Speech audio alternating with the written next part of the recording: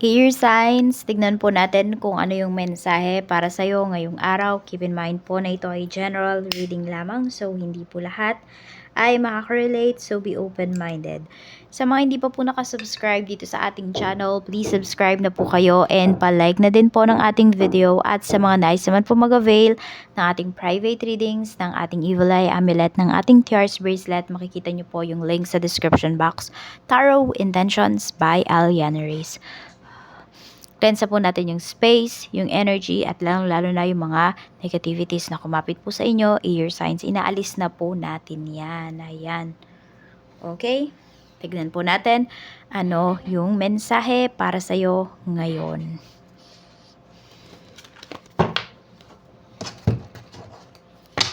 Gemini, Libra, and Aquarius.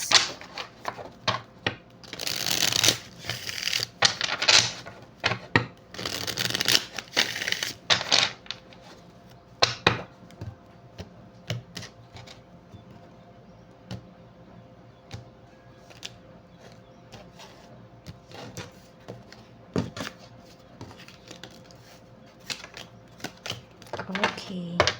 Meron ditong pagtatagpo, merong reunion. Ayan, pwedeng sa family to, pwedeng mag-ex yung nakikita ko dito. Ayan po, divinely guided to. So, pwedeng meron pa kayong unfinished business with your family, with your,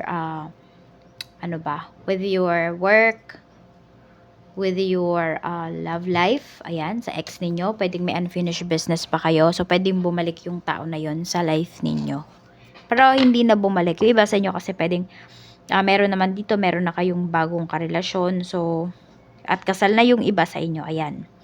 Kaya, ano lang to, parang just to close talaga yung chapter noon para sa inyo. Pero wala nang continuation. Even pakikipagkaibigan, parang hindi na rin kayo makikipagkaibigan kasi parang ang pangit tignan ex mo tapos, 'di ba? Totoo naman yun eh, sabi nga, maging kaibigan mo lang yung ex mo kapag kunwari, hindi talaga siya nagkaroon ng feeling sa'yo noon or mahal ka pa rin niya hanggang ngayon. Kaya po papayag siya na maging friends kayo para may connection pa rin kayo kahit friends lamang. Tignan natin ano pa yung mensahe. Okay, ano pa yung mensahe, Spirit Guide? So, madalas ba kayo makakita ng aura? Aura ng tao. So, ayan po, na-activate yung ano ng iba sa inyo. Yung inyong gift. Meron dito, magaling makakita ng aura ng isang tao. We have Wheel of Fortune. Ayan po. So, mataas din yung intuition po ninyo. Meron tayo ditong Queen of Wands. Meron tao talaga dito na hindi po kayo makalimutan. We have Knight of Coins. Pinagpalit ka pala kasi nung taong to. Okay? They chose someone over you. Kaya ang nangyari dito, nagsisisi siya. May pagsisisi po. Kaya gusto niyang bumalik sa life mo. Pero tignan mo ha, pinakawalan ka na ng taong to. Kaya nasa sayo yan kung pababalikin mo pa ba yan sa life mo or hindi na. Pwedeng friend mo to, okay, pwedeng akala niya mas better yung mga friends na bago niyang pinili. Yung tipong ganon. Tapos hindi pala. So yung mga ganong bagay, yun yung mga pinapakita dito sa reading natin. Okay, so tingnan po natin. Mayroon tayo ditong death card. Pagdating ito sa family, so hindi to literal na death. Kung hindi po may pagbabago, pwede rin na may bagong panganak dito sa family members po ninyo. Ayan. Or pwedeng kayo to, baka kayo yung kapapanganak lang. Air signs, we have 7 of Wands. So more on family planning yung pinapakita. Ayan, tama na muna daw. So, pwedeng marami-rami na kayo sa family. Ayan nga, oh. Tama na muna daw. Meron dito. May humihirit pa pero may nagsasabi, tama na. Tama na, enough na yung kids natin. Ganon. So, ayan yung pinapakita. Tignan po natin. Masaya po sa bahay. Masaya na nakaka-stress. Pero fulfilled naman po kayo. We have 10 of coins. Pagdating to sa friends, meron tayo ditong 4 of cups. Nakita mo, yung taong pinagpalit mo, hindi siya masaya ngayon sa group of friends na mayroon siya. Pero ikaw, happy ka kasi Yung mga natira, alam mo na yun yung totoo. We have Page of Coins. Meron talagang gustong bumalik dito sa mga friends mo. Merong pwedeng nagre-reach out sa iyo ngayon. Pero nasa sa inyo na lang talaga yan kung pagbibigyan nyo ba. Sa love life naman, we have the Emperor. So, meron dito malakas yung loob. Pwedeng manliligaw ngayong araw. Pero merong pinapakita dito na nabasted. Ayan po. We have Two of Cups. Okay. Meron kayong kakonect for some of you na meron na palang relasyon, may karelasyon na pala yung kakonect po ninyo. Ngayon nyo lang nalaman. Okay, nagsisisi yung iba sa inyo, bakit hindi kayo nakinig din sa mga friends ninyo na nagsasabi, or merong nagsabi sa'yo na ano ka muna, ano yun? Tawag doon? Mag-imbestiga ka muna. 'Di ba? Stalk mo muna yung tao na yan. Siguro may naibigay na kayo dito sa taong to, kaya nanghihinayang yung iba sa inyo. Kaya yung iba parang nalugmok po kayo. Tignan natin ano pa yung mensahe pagdating naman sa kaperahan. Sa kaperahan, we have 5 of Wands. Meron tayo ditong The Magician at mayroon tayo ditong 7 of Swords. Okay. So, parang simula nung may nag-away-away pagdating sa pagbibigay mo kung kanino man ng pera, simula nun parang hindi ka na naging open pagdating sa pera mo. Hindi ka na naging open masyado sa pagtulong, ear signs. Kung tumutulong ka man dito, tahimik na lang talaga. Minsan nga yung mga tinutulungan mo pa, hindi mo na lang talaga kakilala para wala na lang samaan ng loob at walang expectations, both sides. Ayan po. So, maganda ba yung pera po ninyo? Yes, maganda po yung pera ninyo.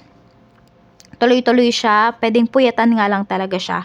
Ayan yung pinapakita. Meron din po dito pwedeng home base yung business po ninyo.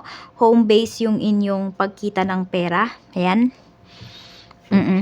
Tignan natin. And pwedeng yung mga ka-deal po ninyo dito, pwedeng mga taga-ibang bansa. Pwedeng dollar, or pwedeng euro, yan, or kung ano mang currency yan, yung inyo pong kinikita. We have 8 of Wands. Pagdating naman sa trabaho, we have Page of Swords. Tapos, meron tayo ditong 5 of Coins. Medyo nahihirapan lang yung iba sa inyo. Meron kayong current job, yes, pero feeling mo kulang yung kinikita mo. Kaya may napapag-isip-isip yung iba sa inyo dito na lumipat na lang kayo ng trabaho or mga ibang bansa na lang kayo. Pwede kasi yung 8 of Wands natin na to, ano lang to mabilisang travel, kaya pwede lang dito yan sa Pinas. Or malapit lang sa Pinas. Okay? Na bansa yung pupuntahan po ninyo. Pwedeng meron dito, nasa Singapore, pwedeng nasa Hong Kong, ano pa. Basta yung nasa Macau, basta yung malalapit lang sa atin. Ayan. Taiwan, 9 of Coins. Kasi nakikita nyo, nandoon yung mas makakaipon po kayo. Ayan, guided naman daw po kayo. Ito yung sinasabi sa inyo ngayon, ear signs. Guided kayo sa kung ano man yung gagawin po ninyo. Pagdating naman sa negosyo, we have Page of Wands. Meron tayong 2 of Coins. Meron kayong mga decision makings, 4 of Swords. Meron kayong hinihintay dito na, na isang tao. Yan. Basta mayroon kayong hinihintay na go signal. Yun yung mas nakikita ko. Go signal ito. Tapos, pwede rin pala yung iba sa inyo. Ngayon, meron kayong problema sa inyong phone or sa inyong mga accounts. Pwedeng meron dito, hindi nyo mabuksan. So, problema kayo kasi nandun yung mga orders niyo, ganyan.